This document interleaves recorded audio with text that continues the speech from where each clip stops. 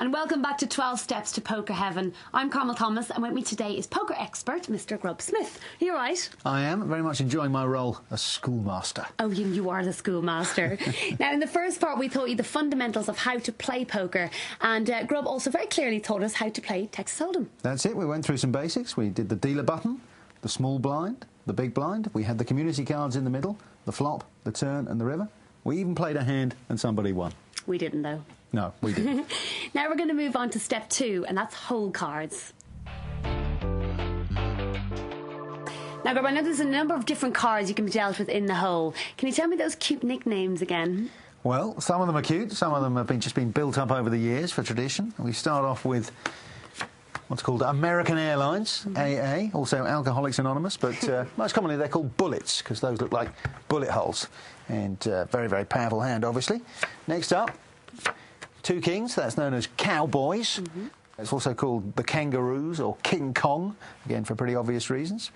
After that, Ace King. Now this is called the Big Slick. It's also called Anna Kournikova because it looks pretty, but it doesn't win very much. Oh, yes. Then we've got Ace Queen.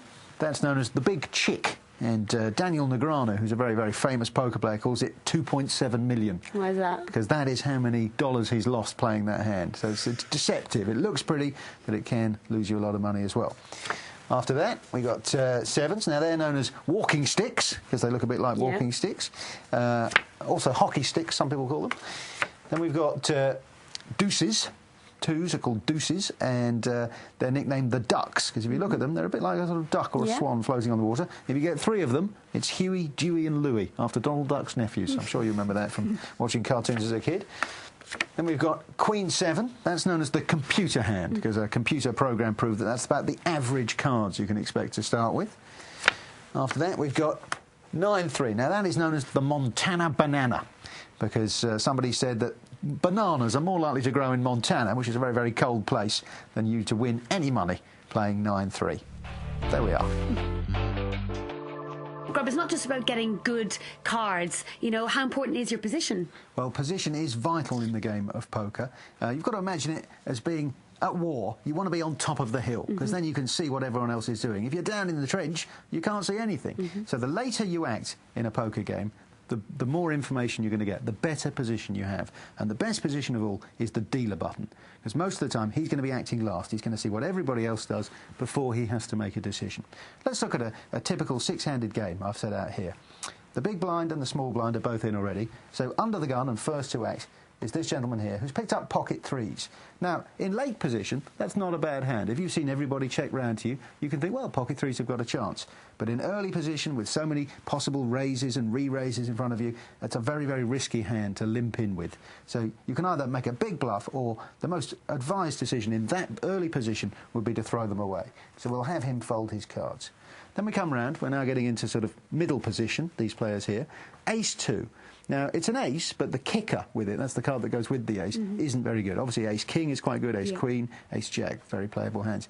The only good thing about this is it's suited. There's a chance of making a flush. So let's say that he wants to see a cheap flop. He doesn't want to invest too much. He'll just call the big blind and hope nobody raises him. Similarly, the 9-10. Suited connectors, they're called. They're in the same suit and they're next to each other. Good possibilities of making a flush or a straight. Not a great hand, but probably worth, in this middle position, limping in to see what happens. Ideally, he'd just like to see everybody check it round so he can see the flop and then make a better decision with more cards and more information. Now the button. We say he's in the best position. In all subsequent rounds, he's going to be the last to act. He's picked up pocket 8s. Now, pocket 8s, he's seen nobody raise in front of him. He knows that when the flop comes down, there's probably going to be a higher card than his 8, giving somebody a chance of having a better pair. But at the moment, he's probably in front. So he'd bump it up now. He knows he's got great position, pretty good cards. He doesn't want really to see a flop. So he'll make a quite hefty raise, put it in the middle. The decision now comes round to the little blind. He quite liked his cards. King, Queen suited, again, good possibilities of a straight, good possibilities of a flush, and also quite high cards. If he's a loose player, by which I mean he takes a lot of risks, he might make a call here. A tight player would fold. So let's say he's playing tight. He liked his king-queen, but when he saw the raise, he thought, well, I'm probably in trouble. I'm going to get out of this. So he'd fold his cards as well. Round to the big blind. He's already in for those 2 chips. He's got ace-king. Now, ace-king, It's a good hand to get aggressive with. You don't want to see too much company, though, so he doesn't want to just call that and let these guys creep in as well. He'll probably come over the top, all in. Now, we're playing no-limit Texas Hold'em. That means at any time you can bet all the chips in front of you. So he's going to go all in and force these guys to make a decision. And to be fair, it's a pretty easy decision. They know that they're out of position. They're going to have to act before these guys. Therefore, the ace-2, he's going to decide that's no good at all. He's going to fold, get out of the hand, cut his losses. 9-10, again, really no point getting involved. The dealer, though, he's got a pair of 8s. He figures he's probably in a race. The only cards that are beating him are a pair of 9s, a pair of 10s, jacks, queens, kings or aces. Against ace-king, it's actually about a 50-50 decision, what we call a coin toss. So he'd probably make the call, go all in, and then we'd go to the flop and we'd see who ends up the winner. Fantastic. So you can see position is really, really important then. OK, well, let's look at an example from the World Speed Poker Open. In speed poker, you only get 15 seconds to make your decision. It's high-octane stuff. You can call for a timeout. Raise to 12,000 total. Now, here we see Tony G. He's making a raise in early position. He's under the gun. Pass. Is that a standard raise for him? Yeah, about 3 times the big blind. He's advertising the fact that he's got strong cards, and he's getting people to throw away hands like Jack Queen. Unfortunately for him, Tony Bloom in the big blind has picked up pocket kings, the second most powerful starting hand you can have. Now, would Tony Bloom be worried that Tony G had an ace? Yeah, he certainly would. The raise Tony G made in that position suggests he's got strong cards. Re-raise. And now, suddenly, Tony G is wondering what's going on. Ace-Jack is quite a strong hand, and he, as I say, he advertised the fact he's got good cards. He made that bet almost out of position very early on, not knowing what everybody else had. So he would have to have had powerful cards to make that move. Timeout. Timeout. Now he's thinking, oh my God, Tony Bloom's got something even stronger. He's calling for a timeout here. That's how serious it is. He wants to think about it. He's thinking Tony's probably got a big pair or a big ace. Now, ace-jack suddenly looks pretty small. I think if he was going to bet, he'd have done it already. 10 seconds. Thanks. Thanks, John.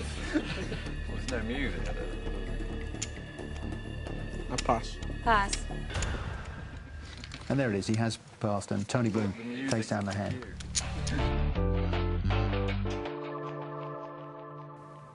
So, Grub, Tony G made the right decision. Could Tony Bloom have done anything different?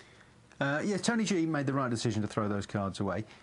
Tony Bloom might have thought he could extract a bit more money out of Tony G had he just flat called there and seen a flop. The trouble is, he had kings. He's pretty sure that Tony G's got an ace because he made that early position raise, which represents a powerful hand. So he doesn't want to see a flop with an ace in it.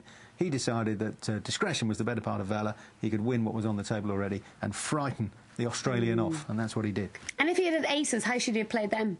Well, with aces, you know there's no chance anyone's got a better hand than you pre-flop. So he could have been a bit more cagey. He could have just flat called, seen a flop, checked it, hoped Tony G bet into it, and then come over the top. That way he'd probably have got more money out of it. But with kings, you know, discretion's a better part of valour. He won the pot. That's all he needed to do. Why don't we look at an example of this from the British Poker Open 2006?